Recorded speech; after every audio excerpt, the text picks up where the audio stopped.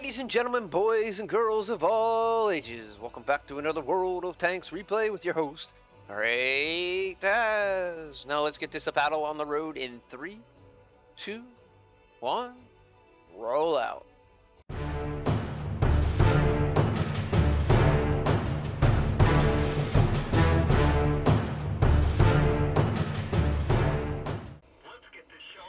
Hello everyone, GreatTaz here once again.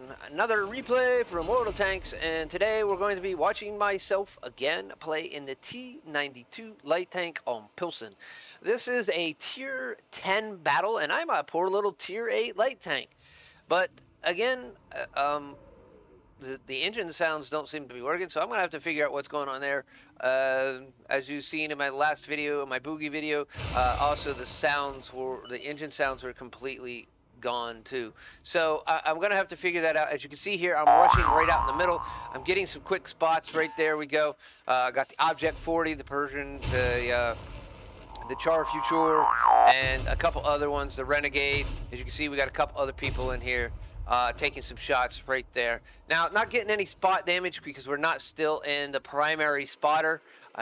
So that unfortunately kind of stinks. But as you can see there, they took a good run right towards the zero line, and that's a lot what happens in the Pilsen map now, is people rush the zero line trying to get over there. They took a really weird, to me, they took a really weird path to get there.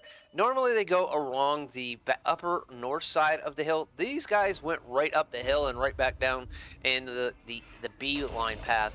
So there is that. As you can see there, already taking a quick shot in over there, getting some damage. Now there's a lot of enemies over here.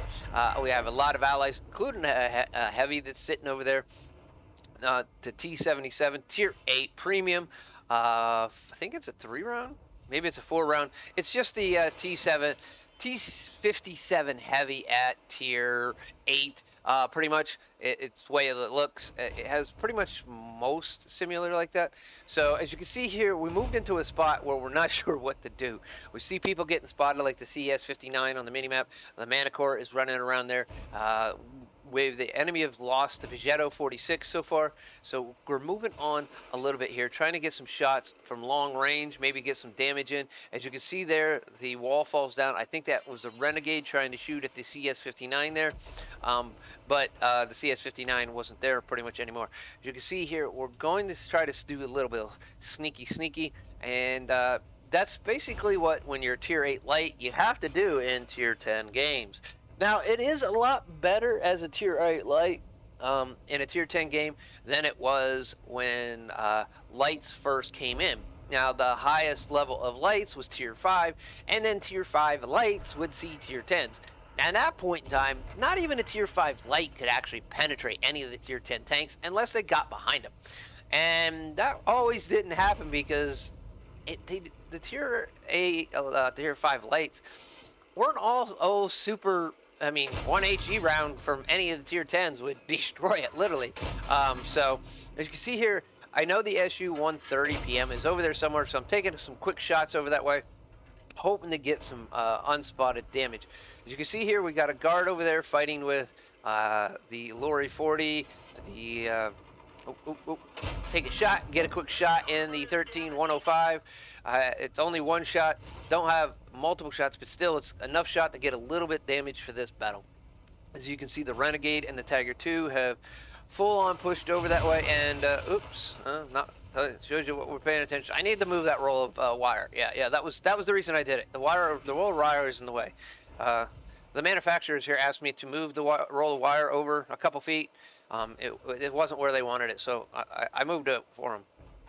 Anyway, so as you can see there, we are now lost more tanks than the enemy has, and we're down by 2,000 hit points. Moving back over this general direction, we're getting over here to see if there's anything we could do. Maybe get a spot down the way or something. Not going to be much of a spot because view range cuts off before it gets to the other ridge hill. So there's the 121B. Now that is a tank that just got buffed in 113. There we see the LT 432. Still haven't taken any damage. I am running around trying to get some shots in and stuff without, taking too much damage. Once I get spotted, this tank doesn't have a lot of armor, so we got to kind of really watch it. Going peeking over here, trying to get some shots into the 140 or the 212B, but using the cover and concealment that we have over here. As you can see here, they completely vanished at this point. There's the 432 going to take that shot, and going to, of course, at this point they were close enough to spot us. We need to get the heck out of dodge, so we're not fired upon by the 130. There we see the 130. It's not looking at us. Try to take a quick snapshot at it. It peels down over the ridge before we can get a shot on it. Looks like the 130 is peeking up again. We're keeping an eye on the 130. Turn the tank around so we can get maximum speed out of it and get out of dodge. Again, we are now almost 4,000 hit points down, and this is coming into a point in time where it's, gotta be a little bit more cautious. Don't want to lose any unnecessary hit points. Take a shot at the 130, completely missed. That was an on the move shot. Trying to get to the point where the 130 can't see us anymore. Waiting for that 10-second spot time. There we go. Take a shot at the 130, get a good moving shot on it, and then we get over here and we're looking for these folks right over here. There is the Renegade. He did spot us. So at this point in time, it doesn't look like it's going to be a good battle. And honestly, my team is pretty much done on destroyed. So let's go get a little bit of, the only thing that's not been spotted. A little TD artillery action here. There we go. Take a shot, get a shot in on it. Him spotted. Take another shot, miss. He fires at us. Does miss. I'm not trying to do anything major, just get a few kills and some damage here. We're going to go ahead and take out the artillery right here. Are you kidding me? Come on. Low rolls. Oh, look, there's the 130. Aim in on him. Take some shots. He does get a shot in on us. Right there. Going to take another shot. Keep moving because the 130 can't move as fast as we can. Take him out. Get that auto aim on the 432. He's moving.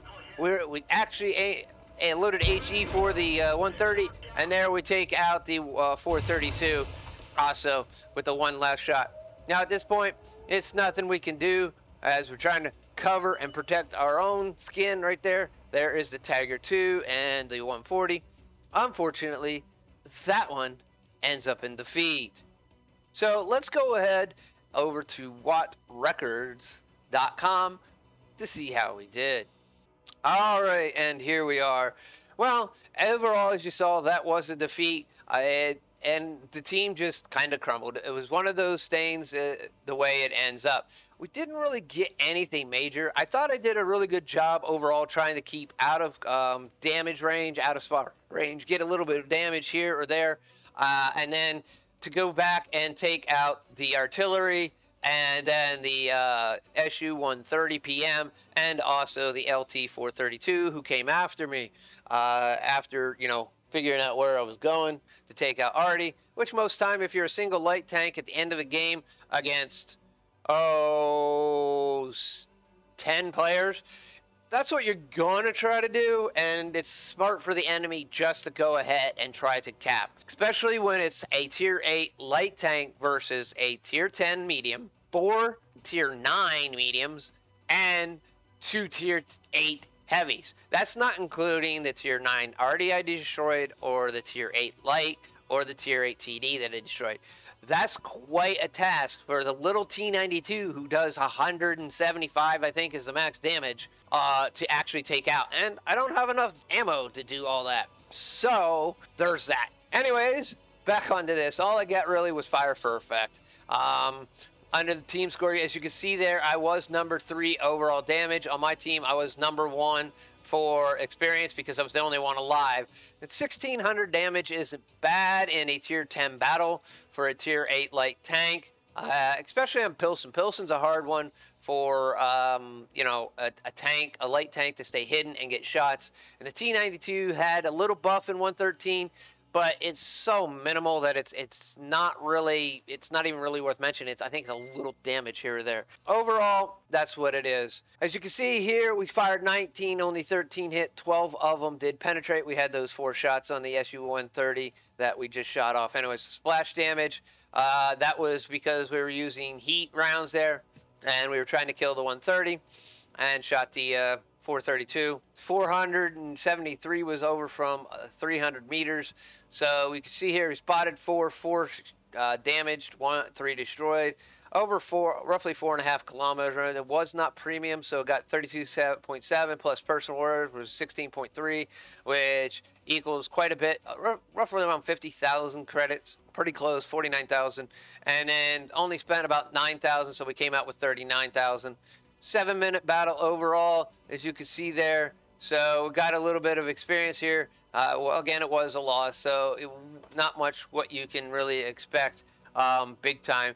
But overall, it was a good battle and a fun battle, I think, personally, and I hope you do too. And if you like this battle, don't forget to click that link. You can also do it a second way by coming here to the link in the description. Come in here, signing into the site, and then there's going to be there's a link also to this battle here. There'll be a thumbs up here or a thumbs down here. Go ahead and click that thumbs up and says, hey, good battle. I always enjoy receiving some good battle notes just so people, think they're good battles.